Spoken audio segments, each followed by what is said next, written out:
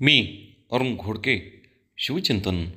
शिवराय म्हणजे रणांगणावरती अतुल पराक्रम गाजवणारे, शौर्य, धैर्य, सावधानता, मुत्सद्देपणा यांचा अलौकिक वापर करून आपल्यापेक्षा अनेक पटीने बलाढ्य अनुभवी असलेला मोंगल, आदिलशाही, कुतुबशाही, पोर्तुगीज, इंग्रज, सिद्धी आणि स्वकीय भावबंद यांच्याशी 5-6 शत्रूंशी धुळधाड उडवणारे एक अलौकिक योद्धे, सेनापती एवढेच शिवाजी महाराजांचे मोठेपण नाही. त्यांनी राज्य उभारून त्यांची रचना संधारणा करण्यात एक राज्यकर्ता म्हणून शिवाजी महाराजांनी मोठे आदर्श उभे केले. ते राज्य रयतेचे, प्रजेचे, राज्यात राहणाऱ्या सर्व लोकांचे हा विचार, हा ध्येयवाद शिवरायांचा होता.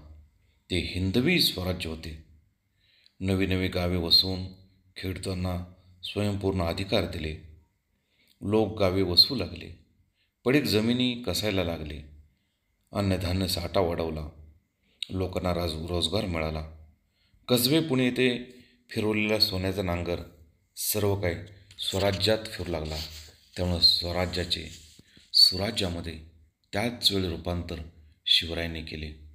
राज्य रक्षणासाठी सैन्य भरतीपूर्वी वतनदार करीत होते.